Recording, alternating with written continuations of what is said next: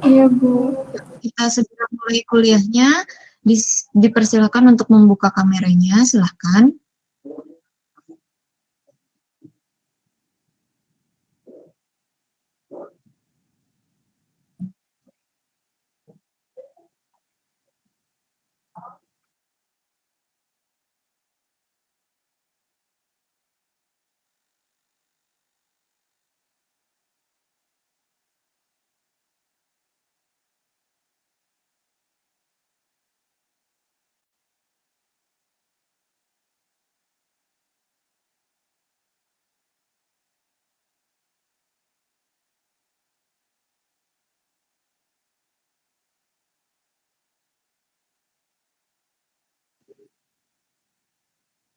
Oke, Assalamualaikum warahmatullahi wabarakatuh. Selamat siang.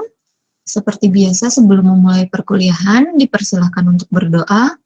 Berdoa menurut agama dan kepercayaannya masing-masing dimulai.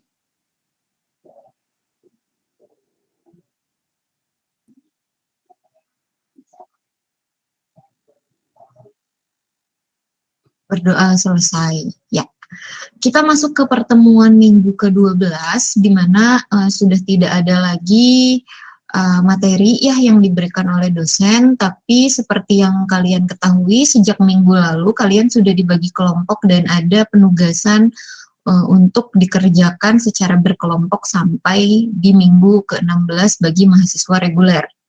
Ya, nah minggu ini masuk ke pertemuan pertama untuk asistensi, makanya kemarin saya minta kalian untuk siapin asistensinya, kira-kira apa yang mau diasistensikan itu dilakukan hari ini ya jadinya. So nanti setiap kelompok saya persilahkan untuk mempresentasikan apa sih kira-kira yang mau diasistensikan gitu ya.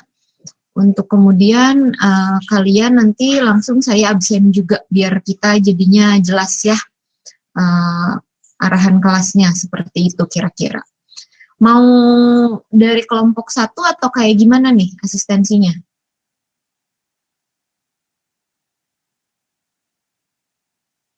Halo?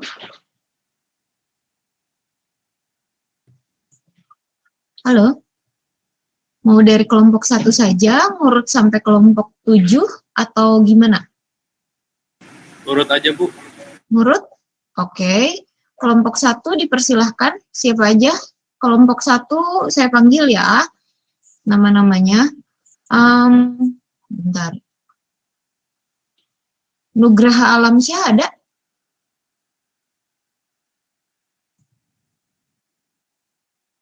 Nugraha. Oke, Nugraha Alamsyah nggak ada. Goldi. Hadir, Bu. Goldi ada. Nabila. Hadir, Bu. Nabila ada. Meilinda. Hadir, Bu. Meilinda ada. Marina. Hadir, Bu. Oke, terakhir Indah. Hadir, Bu. Oke, ya, silahkan dipresentasikan apa yang mau diasistensikan hari ini. Silahkan. Boleh share screen-nya. Izin share screen ya, Bu. Oke.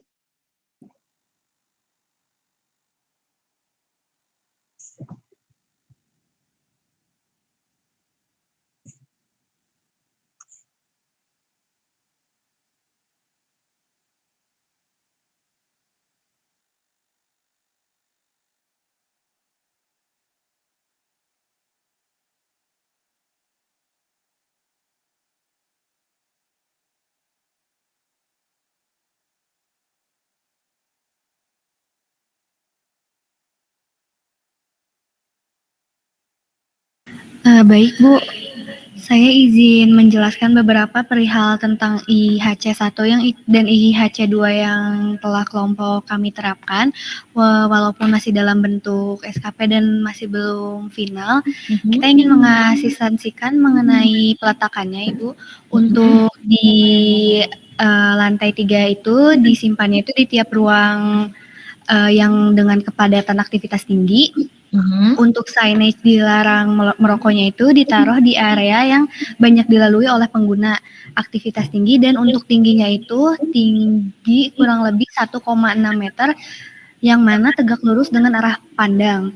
Lalu untuk di lantai 3 itu sendiri ada di bordes tangga agar terlihat saat menggunakan tangga, lalu ada di depan lift seperti yang tadi telah terlihat sebelumnya, karena biar terlihat juga ketika menunggu lift atau untuk antri lift. Lalu yang selanjutnya ada di depan area kamar mandi dan di dalam kamar mandi di area wastafel. Lalu untuk selanjutnya ada juga di koridor menuju ruang kelas. Lalu ada pun di ujung lantai 3 menuju balkon yang rawan dijadikan tempat merokok karena terdapat area balkon di luarnya. Seperti itu. Adapun beberapa pertanyaan dari kami, Bu, untuk di ruang kelas itu apakah perlu diisi dengan furniture dan lainnya untuk diterapkan signage-nya, ataukah cukup signage-nya aja yang diterapkan, Bu? Oke, masalah furnitur ya, kalian coba dilihat contohnya apa yang sudah pernah diterangkan di pertemuan 6. Udah di-download kan materinya ya? Sudah, Bu. Ya, kalau kita lihat kebanyakan dari sana itu dia tidak mengisi furnitur karena kan seakan-akan dia bangunan baru ya. Betul ya? Betul, Bu. Dan nanti kan hasil analisis itu harus Anda ada denahnya juga gitu. Dilihat dari seperti apa sih nanti denahnya, lalu juga dari denahnya itu tuh kalian nempelin di mana juga harus diperlihatkan, gitu kan ya kurang lebih. Jadi nggak apa-apa, tetap dikosongin aja. Hanya yang jadi concern saya di sini, mungkin kalau dari pemikiran kamu itu udah, oh saya masukinnya di sini, ditempelin di sini, udah sesuai ergonomi nih 1,6 tingginya misalnya seperti itu ya. Tapi coba dilihat juga kepantasannya. Kayak tadi misalnya di lift pas di tengah-tengah gitu, atau di tangga pas banget di foyernya gitu kan. Enak dilihat enggak kira-kira misalnya. Itu juga menurut saya harus kalian pikirkan ya. Karena kan nggak mungkin gitu di satu tempat itu tiba-tiba dia tanpa tendeng aling-aling nempel aja, kan kayak jadinya nggak serius juga ya. Pensiasatannya itu seperti apa, terus juga mungkin desainnya apakah bakal pakai yang sama seperti ini aja atau bisa dikembangkan lebih lanjut, itu juga kan nggak ada yang melarang ya. Yang penting kan signage-nya bisa terbaca, terus menarik atau tidaknya itu bisa kalian pikirkan lagi gitu ya. Terus disimpannya juga ya oke, menerapkan sesuai dengan teori, tapi kan teori itu tuh namanya juga standar ya. Kamu bisa bikin yang kemudian implementasinya lebih baik lagi dong, di atasnya standar seperti apa gitu ya. Nggak cuman yang oh dilalui orang, ya udah saya tempel di sini aja banyak dilalui orang. Tapi supaya orang notice, supaya ke atmosfer ruangnya juga tidak merusak, itu kan bisa kemudian difikirkan lebih lanjut ya, pasti ya. Paham kan maksudnya? Paham, Bu. Oke, selanjutnya kalian bilang mau ada IHC 1 juga nih, disimpan di mana kira-kira? Untuk IHC 1 mungkin bisa dijelaskan oleh teman-teman yang lain.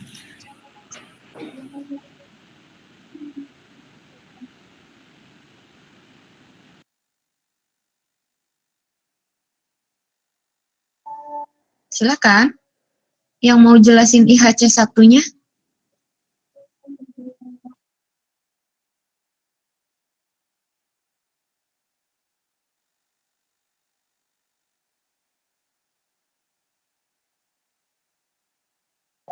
Halo?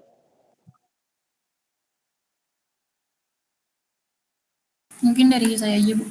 Ibu sebelumnya ingin bertanya dulu, Ibu. Ya. Kalau misalkan signage untuk signage rokok dilarang merokok itu apakah diperlukan di dalam kelas atau emang sudah cukup kayak di lorongnya gitu? Kan itu justru yang harus Anda analisis, tugasnya itu kan, menganalisis kira-kira kenapa Anda simpan di situ dan apa tujuan Anda menyimpan di satu tempat. Itu loh tugasnya, jadi bukan nanya ke saya kira-kira, justru itu Anda yang harus tahu gitu. Nanti saya bisa bilang enggak atau tidak atau bolehnya dari hasil analisis Anda, paham ya? Jangan ketukar nih tugasnya. Oke, baik. Paham, Bu. Ya, selanjutnya Nabila silahkan kalau mau menjelaskan IHC 1. Ini Bu, buat yang kemarin itu kita naruh monitor CO2-nya itu di setiap ruang kelas, karena di gedung ini kan aktivitasnya itu paling banyaknya di dalam ruang kelas. Terus selain ruang kelas juga di lantai 3 itu ada ruang BEM. Jadi ruang BEM-nya juga terlalu kecil buat kapasitas anggota BEM yang banyak, jadi kita taruh di ruang BEM ini juga. Paling itu sih Bu buat monitor. Totalnya jadi CO2. berapa? Totalnya ada 19. Berlebihan enggak? Alasannya apa? Kenapa langsung disimpan di setiap ruang kelas? Karena aktivitasnya banyak di ruang kelas itu. Maksud saya gini, ruang kelas Anda itu luasannya berapa dan maksimal orang di sana kan 25 ya? Kira-kira ada alasan lain enggak gitu ya? Ya kalau kita ngomongin misalnya banyak aktivitas di kelas ya namanya juga cuma ruang kelas di sana ya. Tapi kan ruang kelas di lantai 3 itu ada berbeda-beda, ada yang lab apa, itu kan beda peruntukannya ya. Lab komputer misalnya itu kan pasti lebih sesak mungkin dibandingkan dengan kelas lab kalian yang biasa studio. Nah, hal seperti itu yang harus kemudian dikaji ulang menurut saya ya. Balik lagi, tahu kan harga satu monitornya itu semahal apa? Terus kalau misalnya emang di tempat yang justru enggak penting, ya apakah yakin gitu itu tuh kemudian harus ditempelkan di situ, kan banyak kemungkinannya ya. Jadi balik lagi bukan cuma nempelin, nanti kan kalian bikin denahnya, bikin hasil analisisnya, kenapa di situ ya. Jadi tolong dikaji ulang, oke? Baik Bu, terima kasih Bu. Yuk. Ada lagi yang mau ditanyakan dari kelompok 1? Bu, kalau untuk outputnya itu apakah PPT juga Bu? Kalau saya sih mau kalian bikin apapun, saya nggak tahu pakai apa maksudnya kan mau ngomongin PPT misalnya ada yang pakai Canva, ada yang pakai Adobe terus dibikin satu-satu gitu kan ya, terus di merge. Yang saya tahu kan nanti hasil presentasi aja seperti laporan akhir di mana ada gambar overview-nya, ada analisisnya, ada denah yang sudah kemudian dijelaskan IHC 1 di mana, 2 gimana, 3 gimana gitu kan ya. Jadi kalau kamu ngomong PPT Bu, bukan PPT-nya, tapi saya mintanya laporan akhir pokoknya. Saya nggak mengharuskan kamu pakai PPT. Kalau kamu mau pakai yang lain, silahkan. Software nggak pernah saya batasi gitu ya. Tapi yang saya mau jelaskan di sini adalah isi laporannya yang harus berbobot gitu aja sih. Oke? Maksudnya kan di brief tugasnya itu poster A2 gitu kan Bu? Ya, nah poster A2 itu kan beda, ada laporan akhirnya overview-nya kan kalau poster A2, bener nggak? Iya Bu. Ya, bisa aja kamu bikin di poster A2 itu kan saya bilang tidak dibatasi halamannya ya. Satu halaman itu cuman ngomongin secara keseluruhan aja seperti yang dicontohkan di brief tugas ya. Tapi halaman selanjutnya kamu jelasin denahnya, analisisnya untuk IHC 1 misalnya. Selanjutnya lagi untuk IHC 2 dan lain-lain, dan ngomongin A2 itu kan cuman kayak supaya perbandingan panjang kali lebar aja. Paham kan ya? Nggak berarti nanti kamu itu akan ngeprint dan lain-lain semuanya A2, nggak seperti itu. Oke? Baik, Bu. Paling nanti yang di print misalnya overview-nya itu pun saya masih tanya lagi, perlu nggak nih di print? Kalau enggak ya PDF-nya nggak akan seperti apa gitu kan. A2 itu tuh ukurannya dimaksudkan A2 supaya apa? Supaya kalian tahu gitu, harus jelas. Saya zoom sampai segede apa juga bisa jelas lah. Kalau kita ngomongin A2 kan lumayan besar ya. Itu tujuannya, oke? Baik, Bu. Terima kasih, Bu. Baik Bu, terima kasih Bu. Oke. Kelompok selanjutnya, kelompok 2. Ya. Kalau dari sini sih kelompok 7 dulu sebetulnya yang isi. Mau kelompok 7 dulu sesuai antrian atau gimana?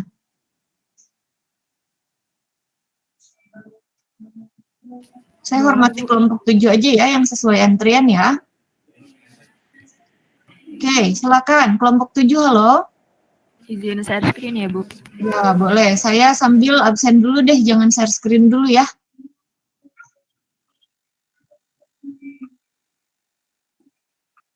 Kelompok 7, halo. Frahita ada? Hadir, Bu. Oke. Maulida. Maulida. Iya, ada, Bu. Ahmad Zaki. Bu. Safira. Hadir, Bu. Anggita. Anggita ada nggak? Anggita. Anggita nggak ada berarti ya? Oke, silahkan share screen.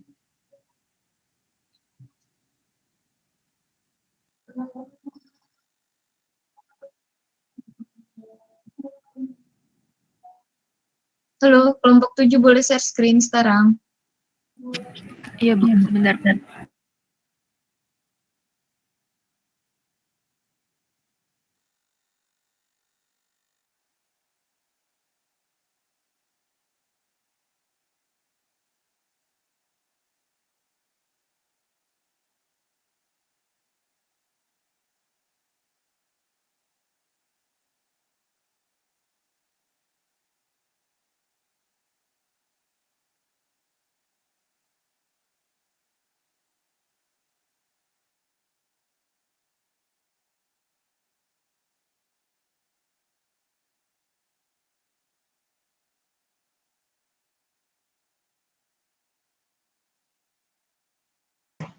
Yuk, silahkan menjelaskan.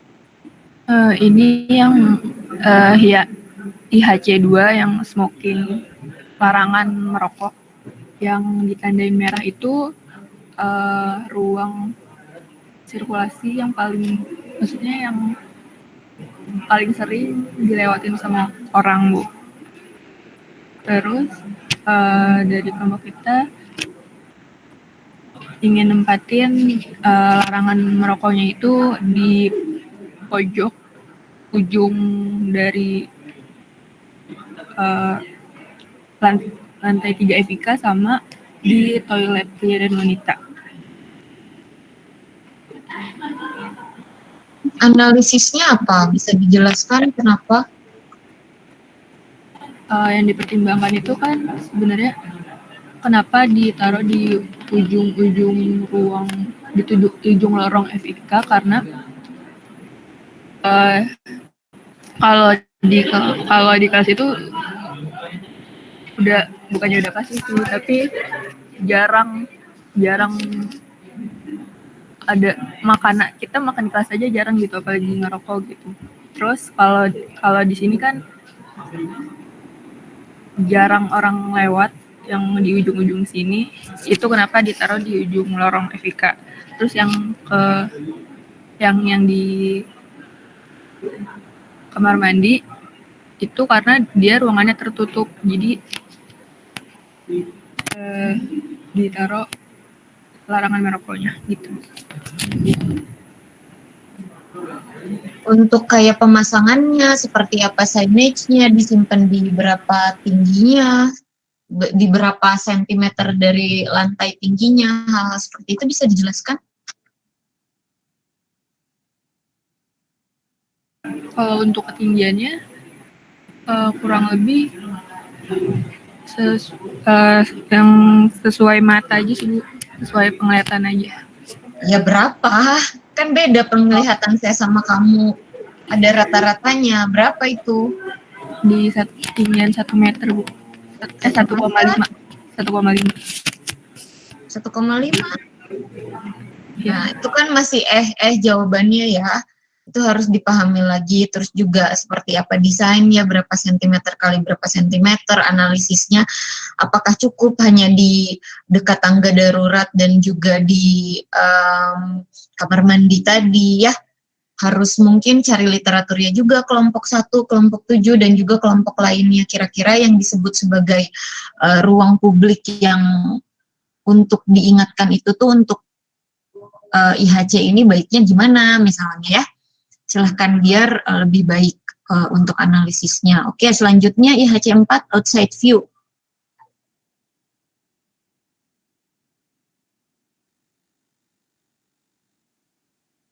Halo, IHC 4-nya mana? Ini kamu nulisnya kan IHC 2 sama 4. Iya Bu, sebentar Bu.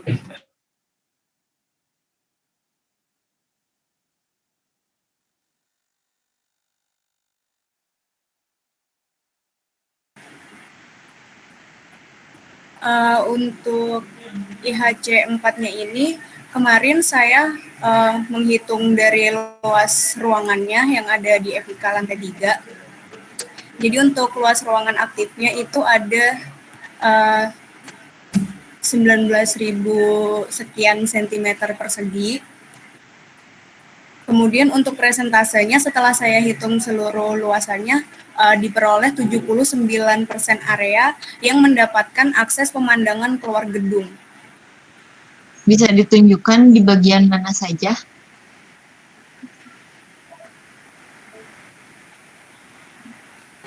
Nah, ini untuk layout area dengan outside view itu yang bertanda merah, yang berwarna merah.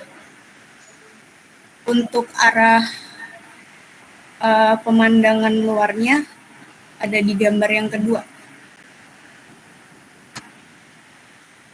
Kurang lebih seperti itu, Bu, hasil analisa saya. Gini, kalau kamu nandain warna merah itu begitu ya, nanti bingung orang, disangkanya dia sekelilingnya adalah outside view. Kan udah ngerti ya yang namanya outside view itu seperti apa ya? Iya. Oke, mungkin nanti dipahami lagi ya, ada sedikit perbedaan gitu ya, antara area outside view-nya dan keseluruhan ruangnya, gitu ya. Itu yang pertama. Yang kedua, coba dinaikin yang tadi page 1-nya. Nah ini ya, gini, wajar nggak ketika Anda menghitung sebuah luasan ruang pakai sentimeter persegi? Oh iya, Bu, nanti diubah ke meter. Ya, ini nggak wajar, oke? Ya. Konversinya kan pastinya pakai meter minimal ya. Iya, Bu. Pusing orang ngelihat pakai sentimeter, oke? Harus diperbaiki. Terus sekarang kita ngomongin tadi IHC 2-nya udah, IHC 4-nya juga ini sedang dibahas. Saya lebih pengen Anda sekalian itu nanti denahnya jangan pakai denah SketchUp terus di view-nya gitu, top view jadinya. Gak bagus ya jadinya, nanti kalian harus bikin cap-nya ya. Oh iya, Bu. Oke, ini buat semua kelompok ya. Jadi bikin gambar kerjanya yang proper gitu ya. Kan cuma satu lantai juga dan kalian ada banyakan kan. Kan gambarnya itu satu lantai itu bisa di-copy langsung jadinya ya. Jadi silakan diperbaiki, oke, untuk gambarnya. Iya, Bu. Ada lagi yang mau ditanyakan untuk kelompok 7?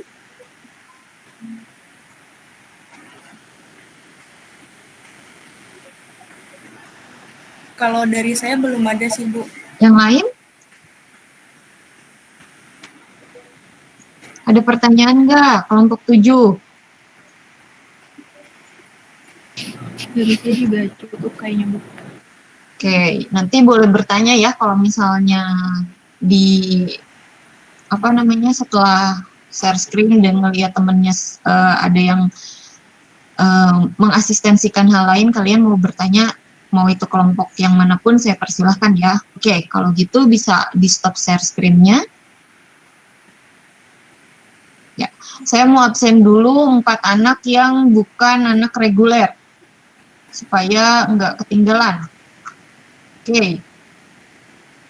Terinza, halo? Terinza ada?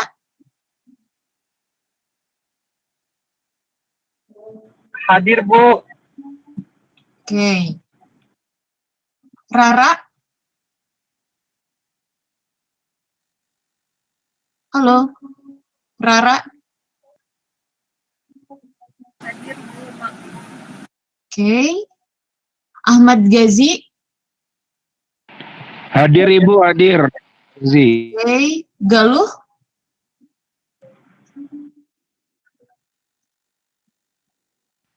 Hadir, Bu. Oke. Ya. Next, kelompok 3, IHC 1 dan 2.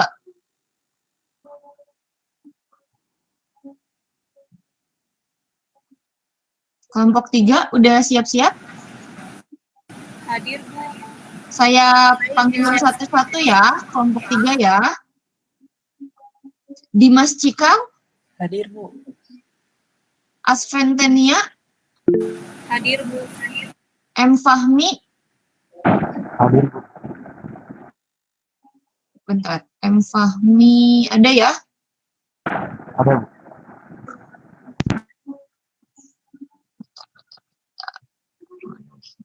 Oke. Ayu. Ayu ada? Halo. Ayu Ramadianti. Ayu lagi ada acara keluarga. Ayu nggak ada berarti ya? Rafliandi.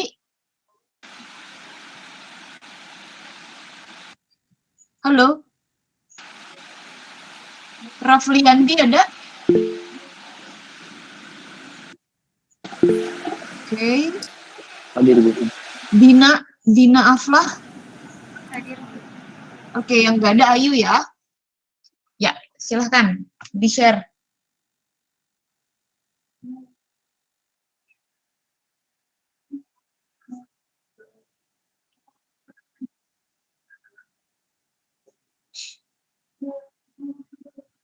Ya, boleh dijelaskan Rafliandi, ini siapa yang share screen? Asventenia, silahkan dijelaskan IHC 1 dan 2-nya. Selamat siang, Bu. Saya mau menjelaskan untuk yang IHC 1 dari kelompok 3 itu.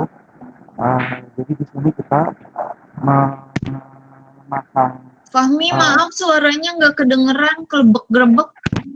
Oh ya, sebentar, Bu.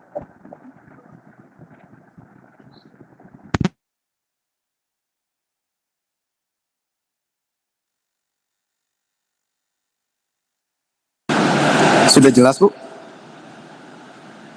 Ya, lebih baik daripada tadi, silahkan. Di sini jadi kita memasang indikator pendeteksi CO2-nya tepat di depan lift dan juga tangga. Alasan dari kelompok kami itu karena pada area-area tersebut akan memungkinkan terjadinya penumpukan orang yang sudah selesai kegiatannya di dalam kelas. Jadi juga beberapa waktu kan ada kegiatan selain perkuliahan saja di kelas, di beberapa kelas. Mungkin ada beberapa kegiatan seperti seminar dan yang lain-lainnya. Nah, dan memungkinkan akan terjadinya penumpukan mahasiswa atau orang di bagian tangga dan lift karena mengingat tangga dan lift merupakan salah satu akses utama menuju ke lantai 3. Maka dari itu kita menentukan untuk menyimpan indikator pendeteksi CO2 di area-area tersebut.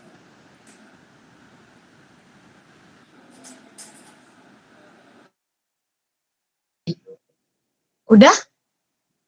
Untuk yang CO2-nya, IHC 1-nya? Sorry, IHC 2. Itu kan kamu jelasin IHC 2 ya? IHC 1-nya?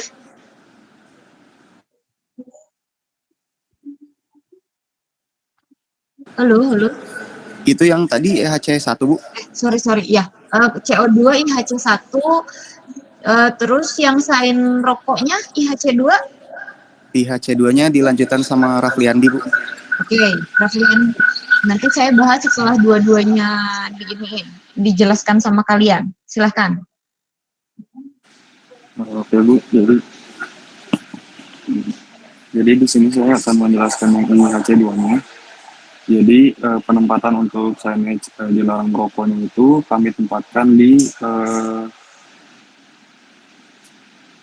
dekat area tangga, karena area tangga itu merupakan salah satu akses utama juga untuk akses ke lantai 3. Setelah itu di sebelahnya ada setelah itu penempatan signage dilarang merokok itu ada di sebelah lift, karena di situ memiliki potensi banyak orang lewat area situ. Setelah itu signage yang ketiga untuk dilarang merokok berada di area toilet, karena mahasiswa itu berpotensi merokok di area tersebut, karena area juga tertutup untuk di area toilet. Setelah itu signage dilarang merokok juga ditempatkan di setiap pintu dari kelas. Itu aja sih. Alasannya di kelas? Signage dilarang merokok di kelas itu untuk terdapat banyak mahasiswa juga yang menggunakan area kelas juga, jadi takutnya ada berpotensi melakukan merokok gitu. Oke, bisa dilihat ya oleh kalian semua perbedaan setiap kelompok dalam menganalisis sesuatu. Kayak tadi misalnya untuk parameter CO2 aja. Yang satu mikirnya, oh saya mau masukinnya di setiap kelas. Soalnya di sana aktivitas paling banyak orangnya dilakukan terus-terusan.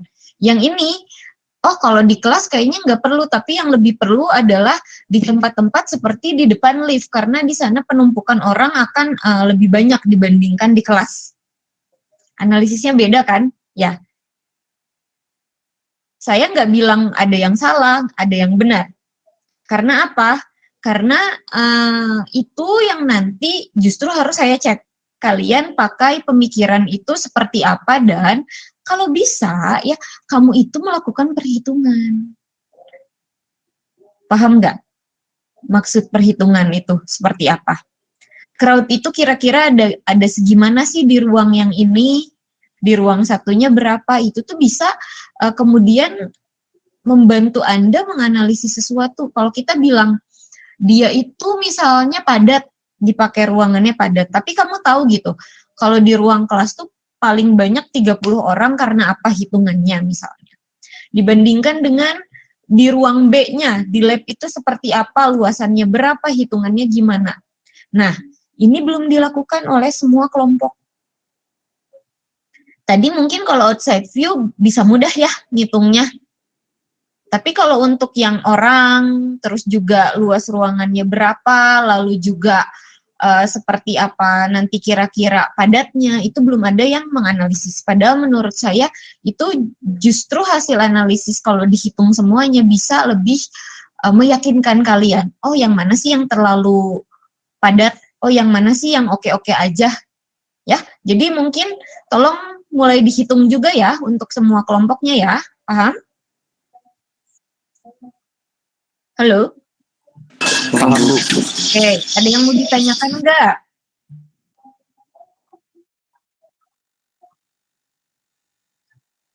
Ada yang mau ditanyakan? Sejauh ini cukup sih, Bu. Oke, kalau sejauh itu cukup, boleh gantian dengan temannya kelompok 4, IHC 2 dan 4, silahkan. Izin share screen ya, Bu. Oke, sebelum share screen saya mau absen dulu sebentar ya. Kelompok 4, halo. Wahyu ada? Ya, hadir, Bu. Wahyu ada, oke. Baby? Hadir, Bu. Oke. Salsabila? Hadir, Bu. Arifah? Hadir, Bu. Arifah ada. Asmahan? Hadir, Bu. Oke, silahkan di-share screen. Berarti IHC 2 dan 4 ya, smoking sama outside view. Silahkan. Udah kelihatan belum, Bu? Udah ya? Ya, udah. Boleh dijelaskan. IHC 2 sama Asmahan yang jelasin.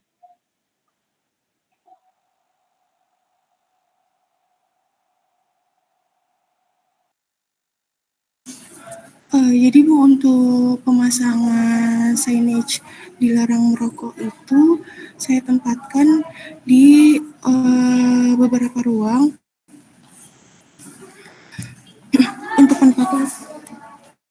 Untuk penempatan area yang pertama itu ada di area lobby, Bu, di sebelah lift. Untuk selanjutnya itu ada di area koridor dan ruang kelas dan toilet juga. Untuk ruang kelas itu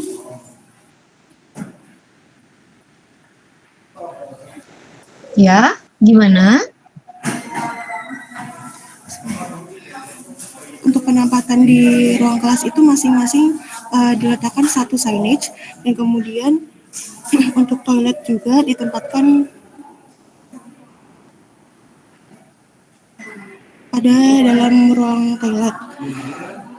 Untuk Bentar, saya nggak ngerti, pada toilet juga ditempatkan pada dalam ruang toilet tuh gimana? Coba diulang lagi.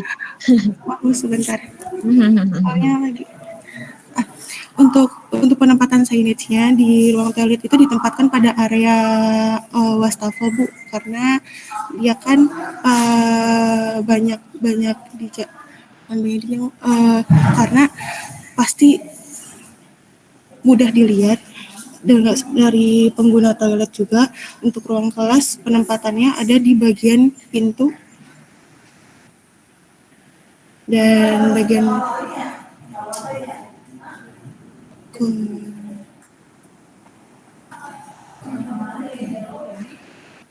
bagian apa? Terus mungkin biar gampang gambarnya bisa nggak dilihatin ke saya? Kamu ngomong gini saya nggak paham.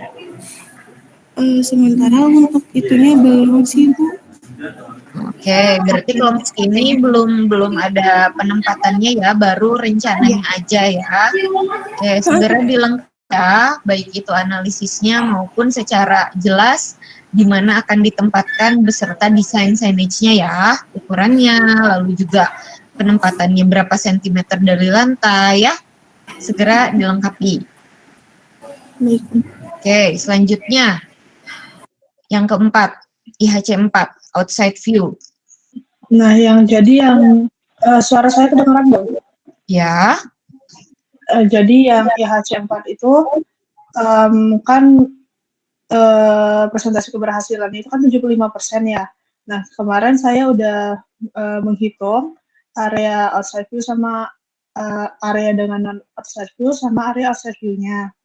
Nah, itu setelah dihitung dapatnya 84%, Bu, untuk di lantai 4-nya itu tuh jadi kan udah lebih dari 75%, artinya dia itu memenuhi gitu, Bu, poin kriteria IHC 4-nya.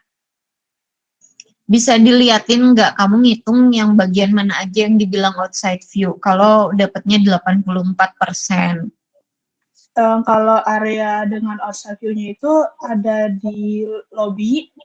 Di lobbynya itu kelas sama cuman itu, Bu, sisanya itu yang area non outside view. Soalnya toilet sama janitor sama gudang kan nggak ada jendelanya.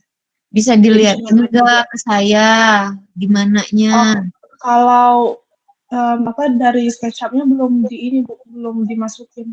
Susah dong kalau belum ya, kan kayak tadi misalnya bagian dalam nggak bisa dihitung, saya nggak yakin itu jadinya sampai 84%, hal-hal seperti itu harus dikonfirmasi, ini kan nggak bisa hitungan aja dari gambar ya, jadi masih tanda tanya juga ya, paham nggak? Ya, Bu. Saya pengen tahu ketika kamu ngomongin kelas itu tuh satu sisi yang beneran kena outside view atau sisi sebelahnya yang ada koridor kamu hitung juga, karena kan itu beda analisisnya, harusnya sisi yang satunya nggak bisa dibilang outside view. Iya, Bu. Ya, kayaknya sih kamu ngitungnya sisi satunya juga dihitung gitu, makanya besar banget. Ya? Iya, Bu. Iya, salah kan? Makanya Karena nggak ada gambarnya, pusing ya. Oh iya, Bu. Oke, dibenerin ya. Ya, Bu. Ada yang mau ditanyakan kelompok 4? Belum, Bu. Soalnya tadi udah dengar yang punya si kelompok lain juga yang IHC4. Ya, itu kan berarti kamu salah yang hitungnya ya? Kemungkinannya? Ya, Bu. Ya, oke. Saya kiranya itu karena luasan, jadi semuanya gitu seruangan. Luasan itu panjang kali lebar. Panjang kali lebar itu yang namanya satu sisi dari ujung ke ujung jendela, dia punya luasan, sayang. Ya, benar nggak? Nggak ngomongin luas ruang kan? Tapi luas sisinya kan? Ya, Bu. Ya, oke. Jangan sampai salah lagi ya.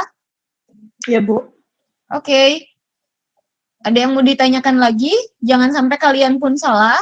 Kalau kita ngomongin luasan, coba dipahami lagi. Satu sisi pun dia punya luasan kan, panjang kali lebar ya. Oke, kalau kita ngomongin luas ruang, ambiar dong, nggak nyambung dong, ya. Beda kan? Bisa dipahami nggak? Halo? Bisa, Bu. Kalian bisa pahami ya? Ya udah, oke. Saya harap kalian bisa membedakan ya luas sisi dan juga luas ruang. Kebutuhannya itu berbeda. Oke, selanjutnya tolong di stop share kalau misalnya sudah cukup untuk kelompok 4.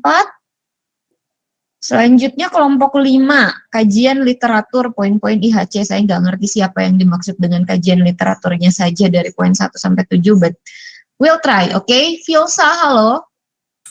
Hadir, Bu. Filsa ada. Oke, selanjutnya saya Faidar. Hadir, Bu. Oke. Alivia. Hadir, Bu. Erza. Hadir, Bu.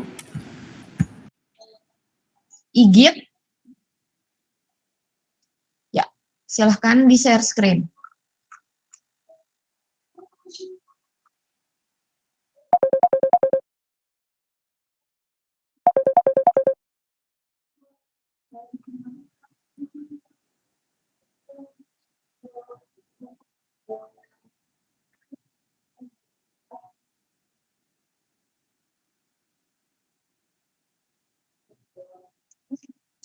Ya, silahkan. Dijelaskan.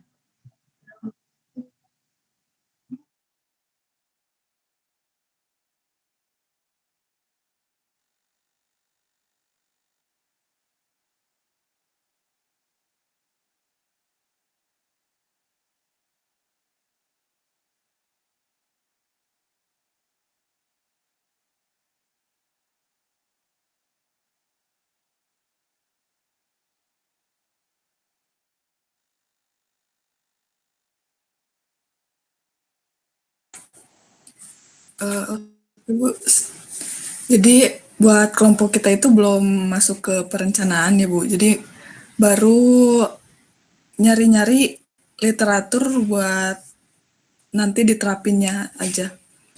Yang pertama itu IHC 1. Nah, di IHC 1 itu ngejelasin tentang monitoring atau pemantauan kadar CO2-nya. Jadi di sini kita nulis kayak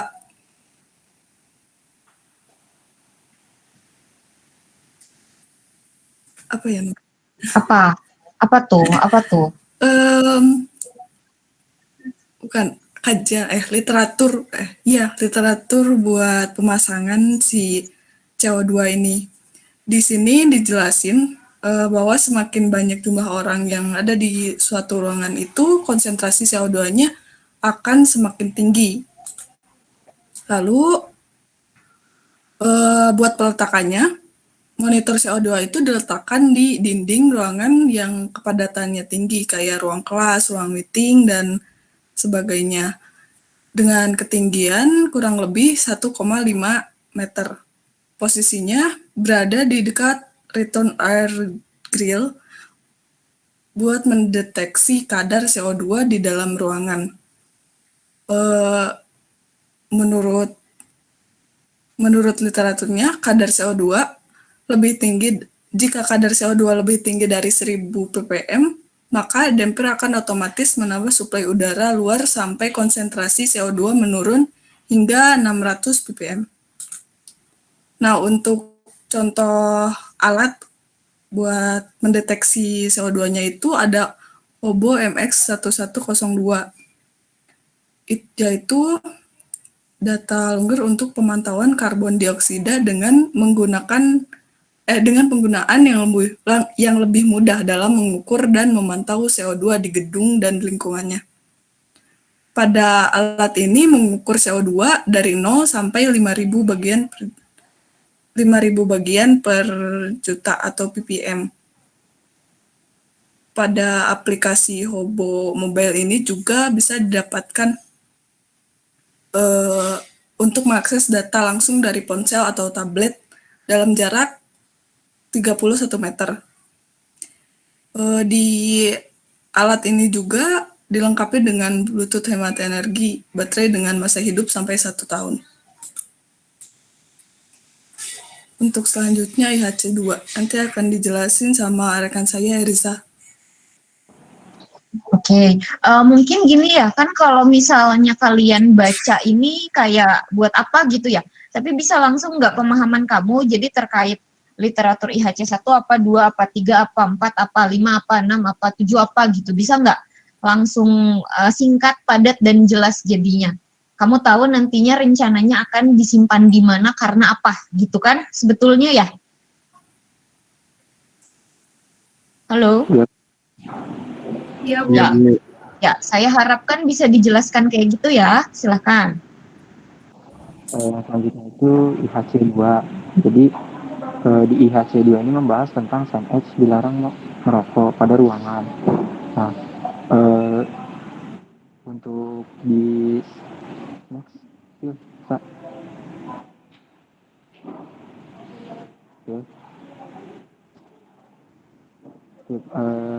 Untuk di literatur ini kami membahas tentang bagaimana bahaya dari merokok baik untuk perokok aktif maupun pasif.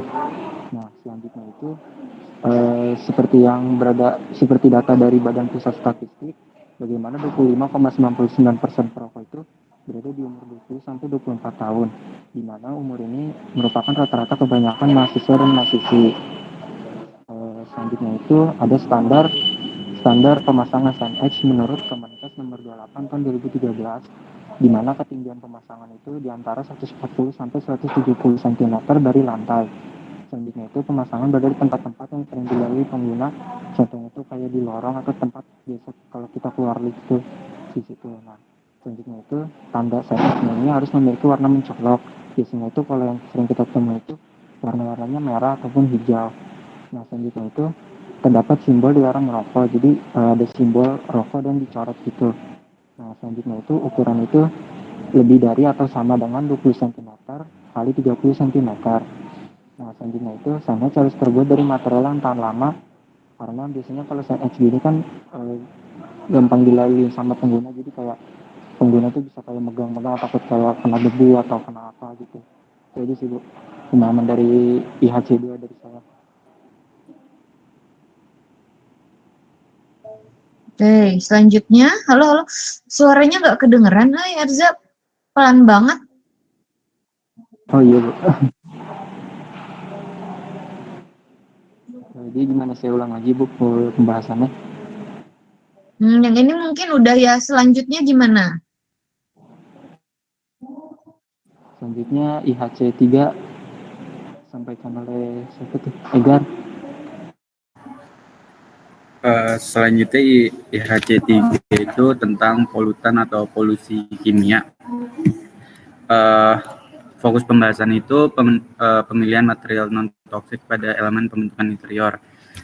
Pada pembahasan IHC 3, pembahasan ini tentang material non-toksik pada elemen pembentuk interior dengan kesadaran akan pentingnya memperhatikan keberadaan polutan kimia pada lingkungan gedung, bangunan, Dan dengan pemilihan material yang ramah lingkungan, maka akan menciptakan lingkungan yang baik, maka akan menciptakan keamanan dan akan menciptakan keamanan secara keamanan serta terhindar dari material yang berbahaya. Selanjutnya, salah satunya untuk dinding. Dinding di sini itu untuk penggunaan dinding itu kan menggunakan cat. Nah, salah satu material atau bahan yang mengandung di dalam cat itu cukup berbahaya kalau misalnya kita salah memilih. Salah satunya adalah VOC atau volatile organic compound yang terdapat di dalam cat. Coating serta laminating advent yang digunakan sebagai material pembangunan bangunan.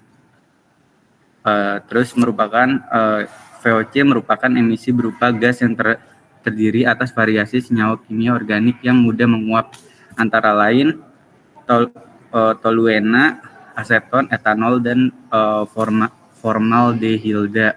Bahan-bahan tersebut berpotensi menurunkan kualitas udara ruang. Maka itu cat dari VOC ini cukup berbahaya untuk ruang. Terus VOC juga terbukti bisa mengakibatkan terjadi iritasi mata, hidung, dan tenggorokan, sakit kepala, serta yang paling parah berpotensi menimbulkan kanker. Next, selanjutnya. Nah, gimana sih untuk kayak biar menggunakan material yang baik, yaitu dengan cat water based, karena tidak banyak bahan kimia dan zat-zat yang memberikan kontribusi pada pemanasan global. Produk cat berbahan dasar air menjadi lebih ramah lingkungan dan tidak mengandung bau juga. Lalu ada pencahayaan. Selain tadi yang VOC, pencahayaan juga sangat penting. Bahan atau polutan kimia yang lain yang patut diwaspadai adalah pembangunan bangunan baru adalah merkuri dan asbestos. Merkuri merupakan salah satu kandungan bahan kimia yang berada di dalam lampu fluorescent. Bisa langsung diiniin nggak? Intinya gimana sih? Gini ya, soalnya kalau misalnya kita ngomongin cuman studi literatur aja kan itu udah banyak juga ya saya kasih waktu itu studi literaturnya gitu. Saya pikir tuh ketika kalian kayak gini kalian udah bisa menyimpulkan mereknya merek apa aja sih yang udah sesuai dengan standar, kira-kira jenis lampunya dari merek ini tuh yang seperti apa, warna lampunya kayak gimana, bisa nggak? Ada nggak? Belum, Bu. Belum, oke, berarti cuman masih copy paste literatur gitu aja yang ya. Nah, oke. Berarti kalau kayak gitu ini catatan juga buat semua ya. Kalau kita ngomongin literatur, namanya juga literatur ya, bukan cuma copy paste aja, tapi udah ada harusnya kesimpulannya. Intinya kamu tuh mau pakai yang seperti apa dan kayak gimana rencananya. Kamu udah harus tahu merek-merek yang sesuai dengan requirement desain keberlanjutan si IHC ini tuh yang kayak gimana. Nah, saya harapkan bisa seperti itu sih, oke? Ya nggak apa-apa, ini kan namanya juga asistensi, cuman kalian kalau misalnya baru sampai sini ya kita nggak bisa bahas apa-apa, bener nggak sih? Kan ini cuma normatif aja yang ditulis ya, belum ada rencana implementasinya gitu. Jadi saya mau komentar apa nanti kamu sampai 10 menit lagi jelasin ke saya seperti ini pun ya nggak ada apa-apanya, karena kan ini hanya harusnya yang begini, poin ini seperti ini. Sama aja dengan saya biasa ngejelasin di kelas gitu, ini teorinya gitu kan ya. Nah, sementara kan kita aplikatifnya ya di sini yang saya tunggu. Saya pikir tuh kalau ngomongin literatur udah ada, kamu tuh udah punya sebanyak apa gitu. Jenis-jenis material yang sudah tersertifikasi itu apa aja. Misalnya tile tuh apa, parket apa. Nah, seperti itu mungkin ya. Nanti next-nya kalau misalnya ngomongin literatur ya, jadinya enggak cuma literatur aja, tapi udah ada analisisnya, oke? Silakan dilanjutkan ya. Saya harap sih minggu depan udah ada implementasinya ya, oke? Sip, boleh? Masih ada yang mau ditanyakan nggak kelompok 5?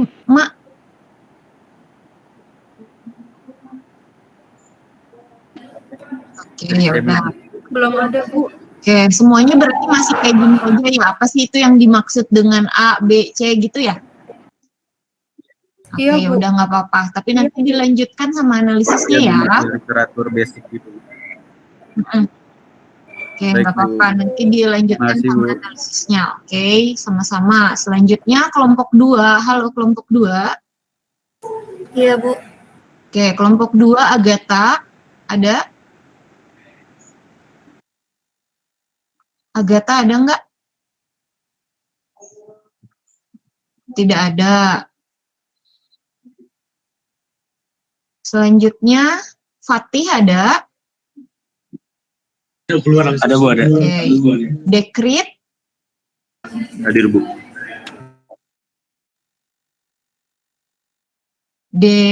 Raihan? Raihan, halo?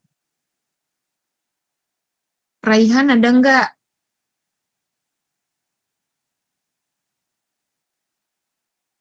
Oke, selanjutnya Azra? Larasati? Hadir, Bu.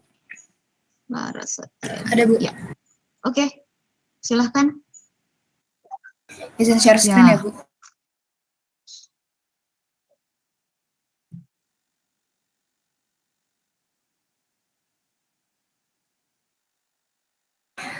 Jadi yang mau kita asistensiin ini untuk IHC 2 dan IHC 3. Untuk IHC 2, untuk penempatan signage dilarang merokok ini ada di area lift yang di mana penempatannya ini berdasarkan banyaknya orang berlalu lalang keluar masuk lift, sehingga dapat terlihat oleh semua orang. Kemudian untuk ketinggian dari si penempatan signage ini juga setinggi mata manusia, yaitu 160 cm. Lalu untuk penempatan di dalam toilet juga ada, karena dikhawatirkan masih adanya terjadi penyimpangan kegiatan yang dimana masih dikhawatirkan adanya mahasiswa yang merokok di dalam toilet. Lalu saya lanjutin untuk area kelas. Coba tampilin yang area kelas. Bentar ya, Bu.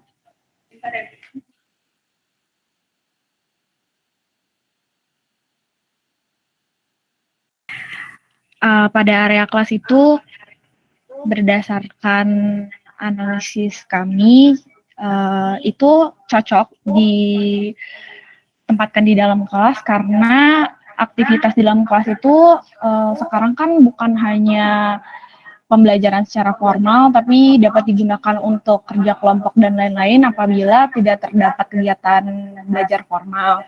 Jadi masih dikhawatirkan juga terjadinya penyimpangan aktivitas karena tidak ada pengawasan kalau untuk tidak dalam pelajaran formal gitu. Jadi untuk peletakannya juga tingginya sesuai jarak pandang manusia yaitu 160 cm dan bertujuan untuk meningkatkan kesadaran diri dari masing-masing pengguna kelasnya. Selanjutnya IHC 3. Selanjutnya dilanjutkan oleh Dekrit untuk IHC 3.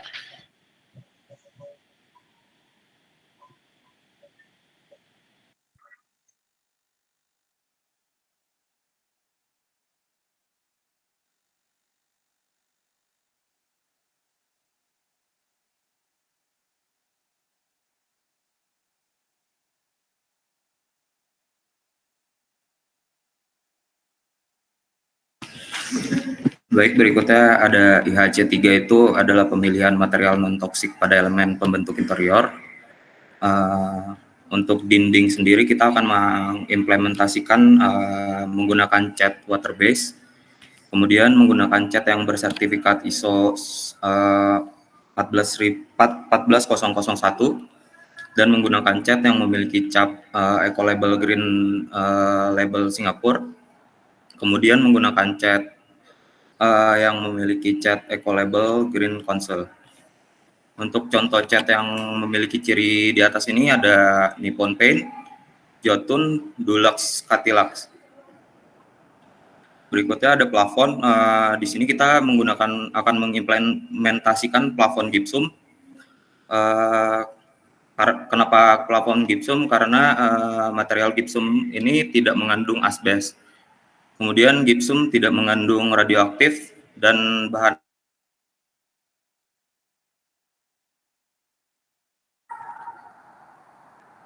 Oke, selanjutnya. Udah? Belum Bu, masih ada yang kelewat tadi untuk yang di koridor. Ntar kami tampilkan lagi untuk SketchUp-nya. Ya.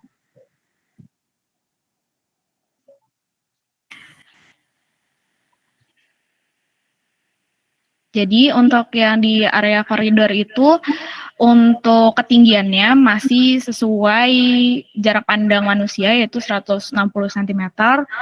Kami letakinnya itu dengan jarak 7 meter per satu kolom, per 2 kolom karena jarak minimalnya itu 5 meter. Lalu kami letakinnya itu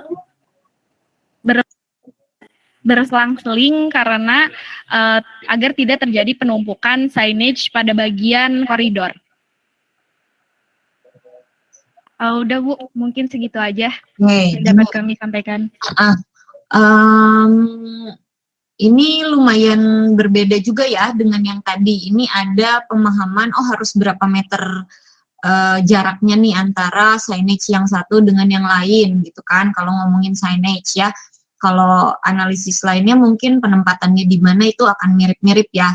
Cuman ini menarik juga karena jarak antara satu signage sama signage lainnya juga dianalisis. Lalu juga ngelihat yang IHC 3-nya terkait dengan material sudah mulai mengeluarkan merek-mereknya ya, walaupun belum tahu warnanya yang mana, lalu juga detailnya seperti apa nanti di ruangan ya.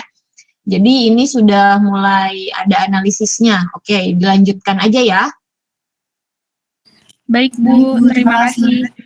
Oke, ada pertanyaan dari kelompok ini maupun kelompok lainnya? Atau per orang ada yang mau mengajukan pertanyaan mungkin? Untuk dari kelompok kami mungkin belum ada. Oke, yang lain gimana?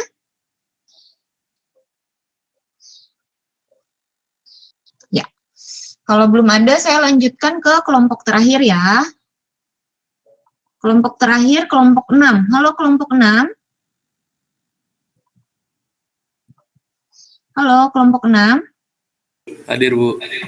Oke, saya coba absen satu-satu dulu ya. Dandi. Hadir Bu. Oke. Farel. Hadir Bu. Denisa. Hadir Bu. Aprilia. Hadir Ibu. Safa. Hadir Ibu. Oke, bentar.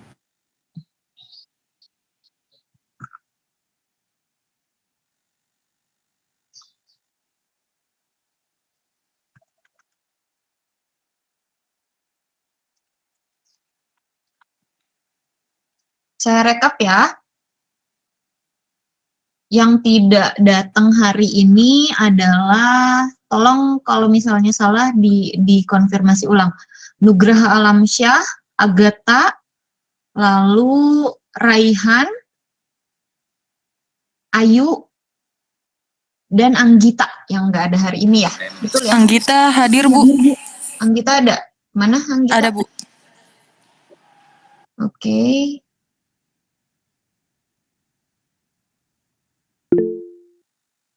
Oke, Anggita ada.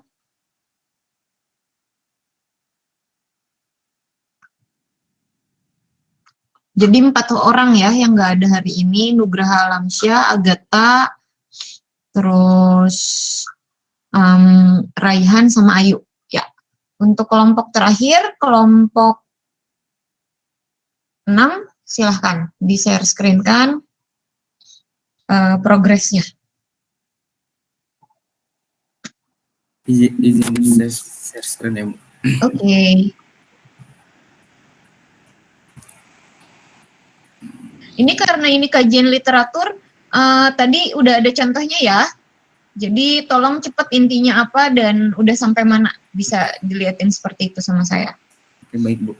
Jadi di IHC 1 ini cuman masih kajian literatur doang, kayak realisasi standarisasinya. Terus yang di IHC 2 juga sama sih, masih kajian literatur juga. Tapi di material non-toxic terdapat ini merek yang sertifikasi sama GBCI, yaitu dari merek Nippon Paint, untuk dinding dari merek Nippon Paint, Propan sama Dulux. Terus ini ceiling juga standarisasinya pakai GRC dan gypsum yang dilapisi dengan wall sealer. Untuk lantai ini standarisasinya masih pemakaian material non toksik dari bahan alami seperti bambu dan kayu. Terus untuk kayu olahan masih dikaji lebih lanjut untuk merek-mereknya apa aja.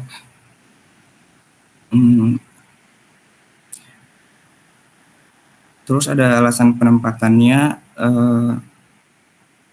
tujuannya untuk mengurangi polutan kimia pada gedung. Penggunaan material non toksik menjadikan bangunan yang sehat dan tidak akan memberikan dampak buruk bagi pengguna. Terus IHC 4 mungkin teman-teman bisa bantu saya buat jelasin.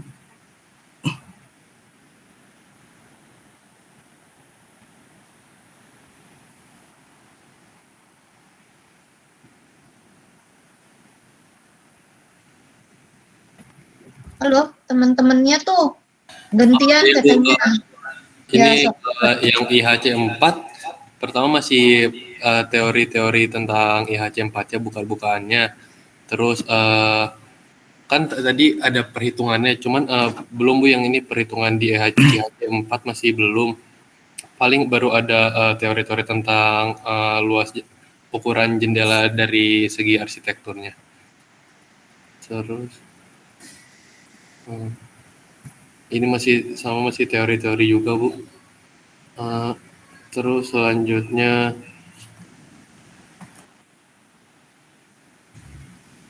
ini yang IHC 5 yang visual comfort-nya, secara garis besar yang awal-awal masih ini sih Bu, masih teori, yang ada analisisnya yang bagian IHC 7.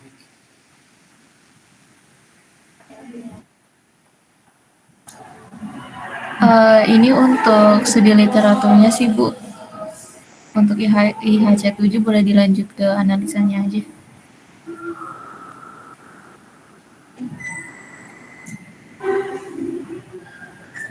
Sebelumnya saya izin pakai laptopnya Azra Bu, karena Google Meet saya dari tadi reconnect terus. Oke. Ya, jadi untuk ini ada area sumber kebisingan internal. Kalau dilihat di bagian tengah, sumber kebisingan terbesar itu ada di area sirkulasi, di bagian tangga dan juga lift. Kemudian karena di sana merupakan tempat mahasiswa yang naik turun tangga ataupun keluar masuk lift, dan kebisingan datang dari pengguna-pengguna tersebut yang mereka mengobrol ataupun bercengkrama sambil menunggu lift. Pada bagian koridor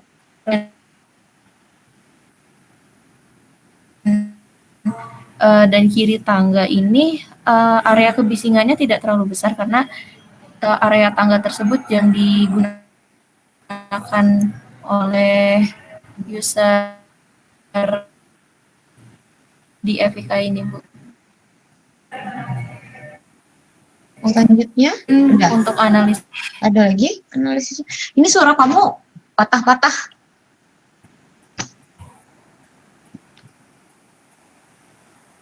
Halo? Halo? Bingung deh. Halo? Ya, gimana? Patah-patah tadi temennya. Bisa dilanjutin nggak? Iya, Bu. Halo? Sebentar, Bu. Katanya koneksinya terputus, Bu, sebentar, Bu.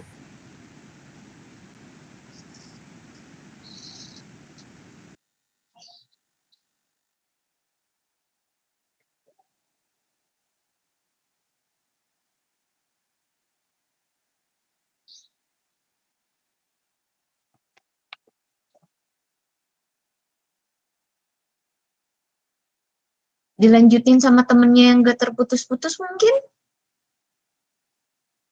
Kasian nih, temennya nungguin. Sebenarnya ini ini Bu, ruang lingkupnya punya Azra, jadi kami nyari studi masing-masing gitu lah. Yang misalnya IHC 5 punya siapa gitu. Oke.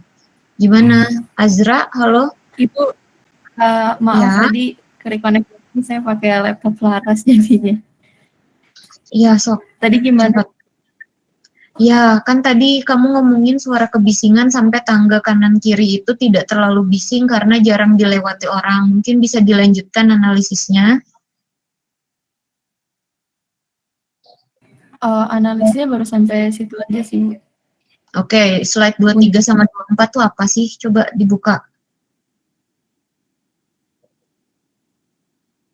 Itu belum ada isinya, masih template dari Canva-nya. Oke, ya udah, gini berarti. Udah selesai berarti ya? Iya, sudah. Ya. Udah, Bu. Oke, berarti untuk banyak poin-poin dari literatur yang sama dengan kelompok tadi itu kelompoknya Sayaf ya, Haidar, yang masih belum ada analisisnya untuk kelompok 6 pun gitu ya. Silahkan dilanjutkan. Lalu yang tadi sudah ada analisisnya baru kebisingan. Kebisingan kalau kita omongin bukan hanya dari yang kalian tadi sudah analisis saja ya, banyak kemungkinannya. Kalau misalnya di luar yang bising berarti yang harus pakai kemudian pakai bahan yang akustiknya baik, berarti di mana? Nah itu kan belum sampai situ juga ya, betul ya? Halo, ya, kan jadinya dilanjutkan, oke? Nah, di sini kan kita juga baru 1 minggu, tapi kenapa saya minta kalian report sama saya setiap minggu supaya saya tahu Anda itu memang nyicil gitu mengerjakan tugasnya supaya maksimal. Kalau misalnya saya biarin aja ya udahlah, pokoknya kita asinkronus gitu, nggak ada kelas seperti ini, walaupun ini juga bisa dibilang nggak bisa ketemu langsung, tapi kan seenggaknya kalian report sama saya sudah memahami apa saja sih, sudah sampai mana kegiatannya itu sih. Inti dari kegiatan perkuliahan ini harus tetap dijalankan, diusahakan dijalankan walaupun materinya sudah tidak ada, tinggal pengerjaan tugas mandiri saja. Seperti itu kurang lebihnya ya. Oke, dari hasil asistensi hari ini juga saya ingin supaya kalian bisa belajar dari teman-temannya, dalam artian gini, cara menganalisis setiap orang itu untuk satu permasalahan berbeda-beda ya. Seperti tadi aja penempatan sains sistem kan, analisis kelompok yang satu dengan yang lainnya itu bisa sangat berbeda gitu, sehingga penempatannya mungkin mirip, mungkin akan berbeda juga ya. Jadi itu yang mungkin bisa lessons learned yang bisa kalian saling pelajari dari pekerjaan temannya ya, seperti itu. Itu juga menurut saya penting, karena kalau misalnya nggak diliatin opini-opini yang berbeda, nanti kamu tuh cuman seperti ya udahlah nempelin selesai gitu, nggak memahami sebenarnya esensi mengerti hal itu tuh kenapa gitu ya. Oke, jadi itu tujuan perkuliahan kita hari ini, dan teruslah berprogres setiap minggu akan seperti ini juga gitu ya. Bisa nanti ketemu di kelas, bisa juga online seperti ini, bisa juga asinkronus, tapi setiap minggu sampai minggu 15 nanti harus sudah semakin terlihat gitu, akan seperti apa sih laporan akhirnya diberikan ke saya ya, yang tadi masih pakai denah SketchUp langsung di screenshot, terus juga bird eye view gitu, belum dirubah ke yang hal-hal yang layak. Silahkan juga dicicil untuk dirubah supaya lebih layak ya, makin minggu nya maju, makin layak juga apa yang diasistensikan. Oke? Bisa dipahami? Bisa, Bu. Ya, Bu. Oke, selanjutnya ada yang mau bertanya terkait kelanjutan tugasnya?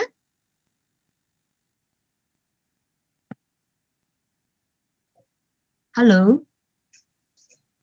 Ada yang mau ditanyakan terkait kelanjutan tugasnya? Belum ada, Bu. Jika dirasa belum ada, berarti kelasnya bisa saya tutup ya. Silahkan dilanjutkan untuk progres tugasnya. Tadi sudah diberikan feedback. Dari feedback tersebut dan juga dari apa yang setiap kelompok sudah tayangkan, kalian saya harap bisa saling belajar. Dan yang belum selesai sampai sana bisa tahu juga cara menganalisisnya bisa seperti apa, dengan pemikiran yang bagaimana. Itu ya yang harus kalian lakukan untuk minggu depan. Minggu depan kita akan asistensi lagi, jadi tolong dipersiapkan dengan lebih baik ya semuanya. Dan pastinya harus lebih banyak maju gitu, jadinya progresnya nggak stuck cuman 2 yang seperti hari ini saja. Oke, itu aja paling. Jadi silahkan dilanjutkan tugasnya, kita ketemu lagi minggu depan untuk asistensi kedua ya. Terima kasih untuk kehadirannya, absensinya sudah saya masukkan juga. Silahkan dilanjutkan tugasnya dan sampai ketemu minggu depan. Assalamualaikum warahmatullahi wabarakatuh. Selamat siang. Siang, Bu.